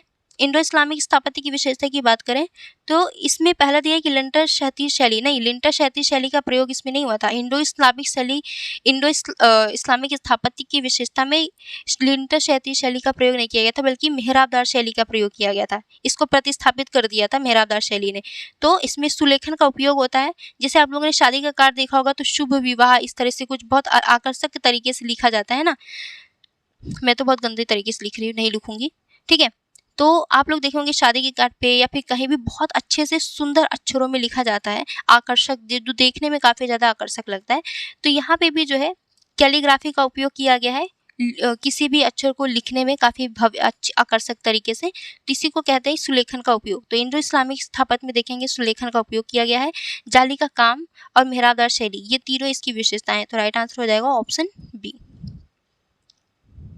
अगला देखिए, निम्नलिखित में से कौन सा एक मापदंड है जो सरकार द्वारा किसी भाषा को शास्त्रीय भाषा के रूप में मान्यता प्रदान करने के हेतु निर्धारित होता है? ठीक है, किसी भाषा को शास्त्रीय भाषा का मान्यता देना है तो वो भाषा जो है 1500 से 2000 ईस्वी पूर्व वो पुरानी होनी चाहिए, 2000 ईस्वी पूर्व पुरानी होनी चाहिए, ठीक है। उसकी अपनी एक विशिष्ट विशेषताएं होनी चाहिए, किसी अन्य से वो उधार लिया हुआ उसकी शैली ना हो, ठीक है।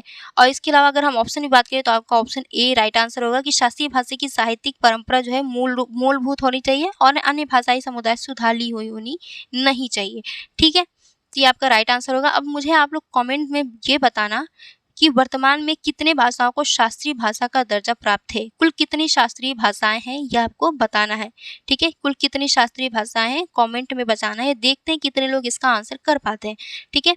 और इसके अलावा अगर थोड़ा और एफर्ट्स लगा सकते हैं आप लोग तो ये भी बताइएगा कि स्टार्टिंग के जो 6 भाषाएं थी जो शास्त्रीय भाषा का दर्जा प्राप्त है, तो इनको इनके कालक्रम के अनुसार आपको बताना है, कमेंट में बताना है। थोड़ा सा एफर्ट लगा, देखते हैं कौन अपना एफर्ट्स लगाता है, क्योंकि ये एग्जाम में बहुत पूछा जाता है। कालक्रम में पूछ देता है कि हाँ इसको इसके कालक्रम में व्यवस्थित कीजिए, ठीक है। अगला है, केंद्रीय बजट 2024-25 में प्रस्तावित नई पेंशन योजना वात्सल्य के संदर्भ में निम्नलिखित कथनों पर विचार कीजिए, ठीक है। पूछा है कितने कथन सही हैं, ओके। तो वात्सल्य योजना के बारे में, यह माता पिता अभिभावक जो बच्चे ये जो माता पिता हैं, अभिभावक हैं, जिनके बच्चे 18 वर्ष तक की आयु यानी जो अवयस्क बच्चे हैं उनके लिए ये राष्ट्रीय पेंशन योजना खाता खोल सकते हैं, ठीक है। तो पहला कथन सही है। और दूसरा दिया है कि सेवानिवृत्ति के समय संचित निधि के 60% तक राशि का आहरण का तरीका प्रदान करता है, तो दूसरा कथन भी सही है, ठीक है। और इसमें सिर्फ केवल भारत के नागरिक ही नहीं बल्कि जो NRIs हैं और OCI हैं, ठीक है, ये सब भी इस योजना का लाभ उठा सकते हैं, इस पेंशन योजना का, वात्सल्य योजना का, ठीक है। तो केवल भारतीय नहीं, ठीक है, NRI और OCI भी इसमें इस योजना का लुत्फ उठा सकते हैं। और इसमें दिया कि यह 21 वर्ष की आयु में स्वतः एक सामान्य NPS खाते में परिवर्तित हो जाता है। तो 21 वर्ष की आयु में नहीं बल्कि 18 वर्ष की आयु में ये स्वतः एक सामान्य NPS में खाते में परिवर्तित हो जाता है। तो तीसरा गलत है, 2 कथन सही है, तो राइट आंसर हो जाएगा ऑप्शन बी।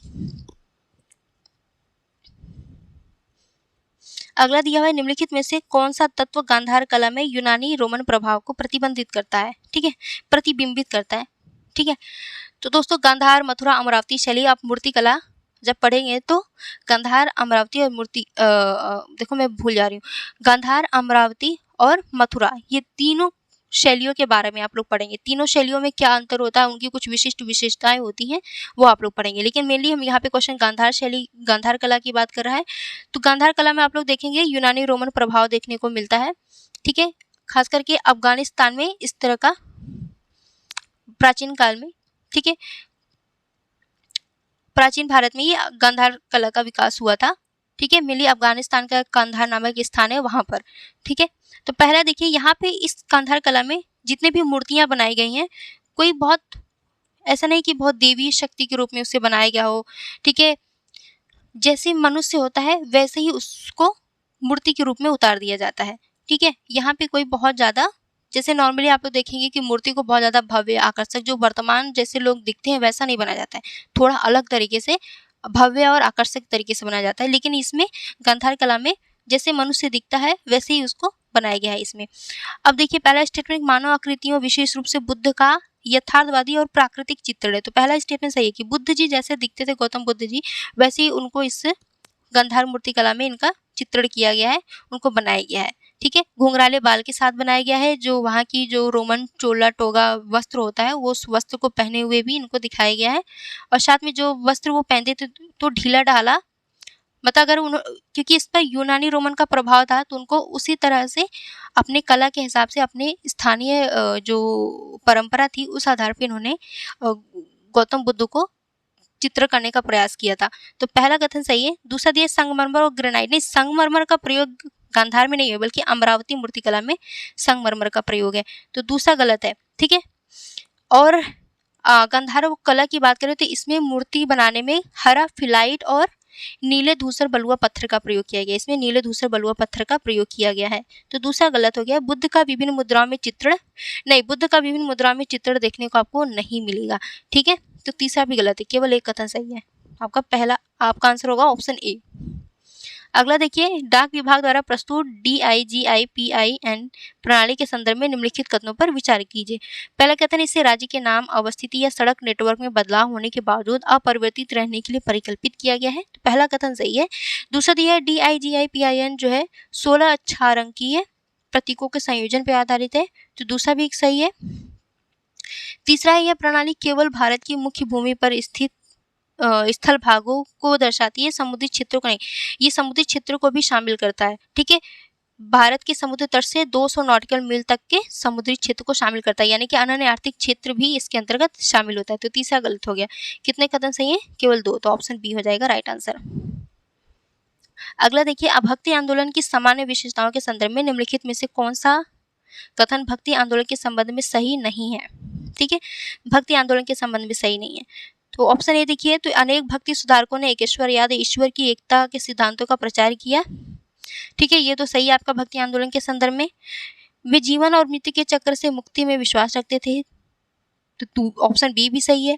उन्होंने जाति व्यवस्था की निंदा की जो लोगों को उनके जन्म के अनुसार विभाजित करती थी, तो उन्होंने जाति विवाद यानी कि भक्ति आंदोलन में जाति व्यवस्था की निंदा की गई थी। साथ में इन्होंने मूर्ति पूजा का भी आलोचना की थी, और ये ज़्यादातर भजन गाने पर इनका ध्यान जो है भजन गाने पर ही रहता था, ये भजन गाने पर ही ध्यान केंद्रित करते थे।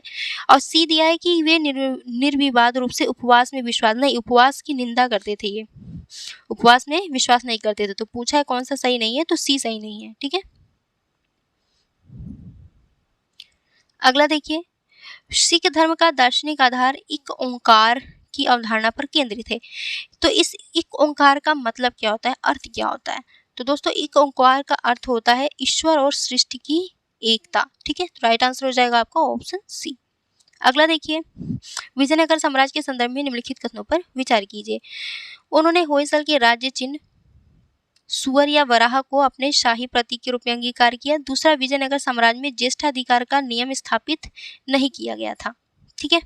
बताना है कितने कथन सही है। तो दोस्तों अगर विजयनगर साम्राज्य की बात करें तो इन्होंने होयसल नहीं बल्कि चालुक्यों, ठीक है, इन्होंने होयसल विजयनगर साम्राज्य द्वारा चालुक्यों के राज्य चिन्ह सुअर और वराह को अपने प्रतीक के रूप में अंगीकार किया था, होयसल के नहीं, तो आपका गलत हो गया, चालुक्य होना चाहिए था यहाँ पे। दूसरा है, विजयनगर साम्राज्य में ज्येष्ठाधिकार का नियम स्थापित नहीं किया गया था, तो दूसरा सही है। यानी कि नॉर्मली क्या होता था कि राजगद्दी पर कौन बैठता था, राजा की मृत्यु के बाद या बेसिकली राजा की मृत्यु के बाद राजगद्दी पे कौन बैठता था, तो राजा का सबसे बड़ा पुत्र बैठता था, ठीक है, राजा का सबसे बड़ा पुत्र ही जो है उत्तराधिकारी होता था। लेकिन यहाँ पे इस कॉन्सेप्ट को विजयनगर साम्राज्य में नहीं फॉलो किया गया, ठीक है। यहाँ पे ज्येष्ठाधिकार का नियम लागू नहीं होता था। इस वजह से यहाँ पे देखेंगे आप लोग गृह युद्ध भी बहुत ज़्यादा होता था। गृह युद्ध क्यों ज़्यादा होता था? अब मान लो किसी को जैसे कि बड़ा पुत्र राजा का सबसे बड़ा पुत्र ही राजा बनेगा, तो ऐसे में सबको पता रहता था कि चलो बड़ा पुत्र ही राजा बनेगा, तो कोई इसमें कोई झगड़ा ही नहीं करना है कि कौन बनेगा कौन नहीं बनेगा, इसके बारे में ज़्यादा चिंतन ही नहीं करना है। लेकिन अगर ये निर्धारित न हो कि राजा कौन बनेगा, ज्येष्ठा उत्तराधिकार वाला नियम ही ना लागू हो और ये पता ही ना हो कि कौन राजा बनेगा, तो ऐसे में लोगों के बीच भाई हर कोई राजा बनना चाहेगा, हर कोई शासन करना चाहेगा, तो ऐसे में फिर युद्ध बहुत होता था राजगद्दी के लिए। ठीक है, तो आपका कथन केवल 2 सही, ऑप्शन बी आपका राइट आंसर हो जाएगा, दूसरा कथन केवल सही है। अगला देखिए, पारंपरिक लोक नाट्य कला के संदर्भ में निम्नलिखित कथनों पर विचार कीजिए। पहला है, इसकी रचना 16वीं शताब्दी में वैष्णव संत गुरु शंकर देव ने की थी। दूसरा, इसमें प्रदर्शन संस्कृत में प्रारंभ होते और फिर ब्रजावली और असमिया में परिवर्तित हो जाते। ठीक है, तीसरा दिया हुआ है, धार्मिक संदेशों का प्रचार करने के लिए असम के सत्र यानी मठ में और नाम घरों में इसका मंचन किया जाता था। अब बताना है कि उपरोक्त एक लोक नाट्य कला का वर्णन है, ये किस लोक नाट्य कला का वर्णन कर रहा है, ये आपको बताना है। ठीक है, तो दोस्तों ये भावना नाट्य कला की बात कर रहा है जो असम में होता है। ठीक है, असम में, तो राइट आंसर हो जाएगा आपका ऑप्शन ए। अगला क्वेश्चन कहाँ है? हाँ, 97। ठीक है, अगला देखिए, भारत के सांस्कृतिक इतिहास के संदर्भ में चेंडा, चेंगीला, शंकु पदों का कार्य, शंकु पदों का अर्थ क्या होता था? चेंडा, चेंगीला और शंकु पदों का क्या अर्थ होता था? तो दोस्तों ये पारंपरिक भारतीय संगीत वाद्य यंत्र होते थे। ठीक है, चेंडा, चेंगीला और शंकु, इसके साथ कुछ और वाद्य यंत्र जैसे मद्दलम, मद्दलम दे दिया तो इसको भी ध्यान रखिएगा, मद्दलम। इसके अलावा इडक्का। ठीक है, इडक्का। चलिए अगला देखिए, शिवाजी के संदर्भ में निम्नलिखित कथनों पर विचार कीजिए। पहला है, शिवाजी ने अपने सैनिकों को राजस्व अनुदान देने का वरीयता देते थे। दूसरा, उन्होंने जमींदारी प्रथा को समाप्त किया था।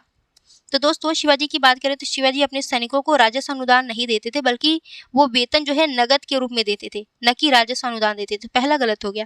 उन्होंने जमींदारी प्रथा को समाप्त किया था, तो नहीं, उन्होंने जमींदारी प्रथा को समाप्त नहीं किया था। तो राइट आंसर हो जाएगा ऑप्शन डी, क्योंकि दोनों ही सही नहीं है। 99 क्वेश्चन देखिए, हड़प्पा स्थापत्य के संदर्भ में निम्नलिखित कथनों पर विचार कीजिए। पहला कथन है, गढ़ी के ऊपर भाग में विशाल स्मारकीय संरचनाएं जैसे शासक के लिए महल मिल सकती है। दूसरा है, नगर के निचले हिस्सों में भवनों में निजी कुएं और स्नानागार थे और इसमें वायु संचार की भी उचित व्यवस्था थी। तीसरा, हड़प्पावासी व्यक्तिगत और सार्वजनिक स्वच्छता को ध्यान में व्यक्तिगत स्वच्छता और सार्वजनिक स्वच्छता को महत्व देते थे। तो दोस्तों अगर हड़प्पा स्थापत्य की बात करें तो ऐसे धौलागिरा में देखेंगे तो धौलागिरी की बात छुड़िए, बस स्टेटमेंट पे आते हैं। ठीक है, तो इसमें दिया कि गढ़ी के ऊपरी भाग, हड़प्पा सभ्यता को 2 या 3 भागों में बांटा जाता था और जिसमें कि सबसे ऊपरी वाले गढ़ में जो शासक वर्ग रहते थे उनको वो रहते थे, और खास करके जो अन्नागार बड़ी इमारतें होती थी वो ऊंचे वाले गढ़ में रहते थे। तो आपका पहला स्टेटमेंट जो दिया है कि इसमें शासक के लिए महल तो नहीं होता था, नॉर्मली थोड़े बड़े स्तंभों वाला हॉल होता था, आंगन होता था, पर कुछ प्रशासनिक भवन होते थे और अन्नागार होता था। ये शासक के लिए महल नहीं होता था, तो पहला गलत हो गया। ठीक है, दूसरा सही है कि निचले जो गढ़ का जो निचला हिस्सा होता था उसमें नॉर्मल आम लोग रहते थे। ठीक है, जैसे ये जो आम लोग रहते थे इनके घरों में, इनके भवनों में ये एक कक्षीय भवन होता था, यानी एक कमरा होता था, नॉर्मली एक कक्षीय भवन होता था, और ऊपर वाले गढ़ में कई सारे कक्षों वाले गढ़ होते थे, मतलब कमरे मकान होते थे। ठीक है, ये कक्षीय भवन होता था। यहाँ पे आपको देखने को मिलेगा निचले गढ़ में निजी कुएं होते थे, स्नानागार भी होते थे और इसके अलावा वायु संचार की उचित व्यवस्था भी होती थी।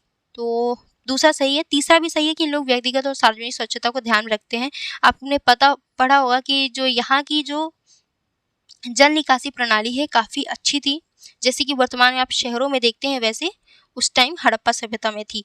ठीक है, यहाँ की नालियाँ जो है पत्थरों से ढकी हुई होती थी और जगह जगह पे मलकुंड बने हुए होते थे। ठीक है, तो ये यहाँ की प्रमुख विशेषता थी जो ये बताता है कि ये सार्वजनिक और व्यक्तिगत स्वच्छता को सब बहुत महत्व देते थे। तो आपका राइट आंसर क्या होगा? केवल 2 कथन सही है, ऑप्शन बी। अगला देखिए,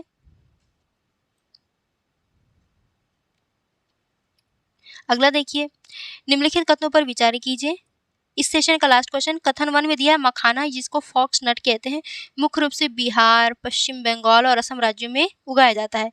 दूसरा दिया है मखाना की खेती 5 डिग्री सेंटीग्रेड या 10 डिग्री सेंटीग्रेड के तापमान के साथ ठंडी और शुष्क जलवायु की आवश्यकता होती है। देखो भाई, दोनों स्टेटमेंट एक दूसरे के जस्ट अपोजिट हैं, ठीक है। मान लो आपने मखाना के बारे में नहीं पढ़ा है, ठीक है, तो अब ये देखिए, इसमें दिया है कि आपको इतना तो पता है कि मखाना जो है एक तरह का जलीय पादप होता है जिससे मखाना को निकाला जाता है, ठीक है, मखाना का उत्पादन होता है। तो इसमें दिया है कि ये मुख्य रूप से बिहार और पश्चिम बंगाल और असम राज्यों में उगाया जाएगा। इतना तो आपको पता है कि भाई ये जलीय पादप है, तो जहाँ पे जल ज़्यादा होंगे वहाँ पर मखाना का उत्पादन ज़्यादा होगा। तो बिहार, पश्चिम बंगाल और असम साइड में बारिश बहुत ज़्यादा होती है और वैसे भी नदियाँ यहाँ से बहुत सारी होकर गुजरती हैं, तो कहीं न कहीं नदियों का जल भी पर्याप्त मात्रा में उपलब्ध रहता है, ठीक है। तो यहाँ पे जो है आपका पहला स्टेटमेंट तो सही है भाई, क्योंकि भाई अब यहाँ पे अगर इसका उत्पादन हो रहा है बिहार, पश्चिम बंगाल, असम में, तो यहाँ पे तापमान भी अच्छा खासा होगा, ठीक है, एकदम कम तापमान तो होगी नहीं। अब दूसरे साइड देखिए, दूसरा स्टेटमेंट देखिए, तो इसमें दिया मखाना की खेती के लिए 5 डिग्री सेंटीग्रेड से 10 डिग्री सेंटीग्रेड के तापमान के साथ ठंडी और शुष्क जलवायु, ठंडी और शुष्क नहीं भाई, आर्द्र जलवायु, और इसके साथ ही तापमान यहाँ पे नॉर्मल जैसे कि 20 डिग्री से 35 डिग्री होनी चाहिए, ठीक है, 20 डिग्री से 35 डिग्री सेंटीग्रेड, और आर्द्र जलवायु होनी चाहिए, ठंडी नहीं बल्कि गर्म होनी चाहिए। तो दूसरा गलत हो गया, आंसर क्या हो जाएगा, पहला सही है और दूसरा गलत। Right answer option C. तो देखिए कुछ क्वेश्चन थोड़े ट्रिक के साथ करा करिए। मैं अब जितने भी सेशन में अगला क्वेश्चन सॉल्व कराऊंगी, अगला टेस्ट पेपर, तो उसमें ऐसे कुछ बेसिक ट्रिक के बारे में बताऊंगी जिससे कि आप लोग क्वेश्चन कर सको, आपको ज़्यादा रटना ना पड़े, ठीक है। और दोस्तों वीडियो अच्छी लगी हो तो लाइक ज़रूर करिएगा। मैं पूरे सेशन में कंटिन्यू बोलती रहती हूँ, बीच में मैं नहीं बोलती, भूल जाती हूँ कि लाइक करें, शेयर करें और सब्सक्राइब करें। आप लोग याद से कर दिया करिए, मुझे बहुत अच्छा लगता है। कमेंट भी कर दिया करिए। वीडियो अगर थोड़ी सी भी अच्छी लगे तो अगर आप कमेंट करते हो तो मुझे बहुत मोटिवेशन मिलता है, बहुत अच्छा लगता है मुझे। और नेक्स्ट टेस्ट जो है दोस्तों आपका मॉडर्न हिस्ट्री का है, ठीक है। आपका नेक्स्ट टेस्ट जो है मॉडर्न हिस्ट्री का है, तो ये शायद आपका कल होगा, ठीक है। कब होगा, कल होगा। तो आप लोग मॉडर्न हिस्ट्री एक बार रिवाइज कर लीजिएगा। और मेनली आपको क्या क्या रिवाइज करना है, ये नहीं कि सारे बुक को पढ़ने बैठ जाए। तो जितने भी एक्ट हुए, चार्टर एक्ट हैं, सारे चार्टर एक्ट को पढ़ लीजिएगा। इसके अलावा जो आपकी ये रैयतवाड़ी व्यवस्था है, ठीक है, इन सभी के बारे में पढ़ लीजिएगा। इसके अलावा जो आपका स्टार्टिंग में आंग्ल मराठा युद्ध हुआ था, आंग्ल अफगान युद्ध हुआ था, और इसके अलावा जो है कुछ प्रेस एक्ट लाए गए थे, प्रेस एक्ट के बारे में पढ़ लीजिएगा। और इसके बाद ये जो कुछ अधिनियम लाए गए थे, जैसे कि औद्योगिक अधिनियम था आपका, उसको पढ़ लीजिएगा। तो यहाँ से ही क्वेश्चन बेसिकली ज़्यादा पूछे जाते हैं, ठीक है। और नेक्स्ट पेपर में इसी से ही रिलेटेड क्वेश्चन, इसी टॉपिक से। तो ठीक है, चलते हैं, स्वस्थ रहिए और मस्त रहिए। Bye bye.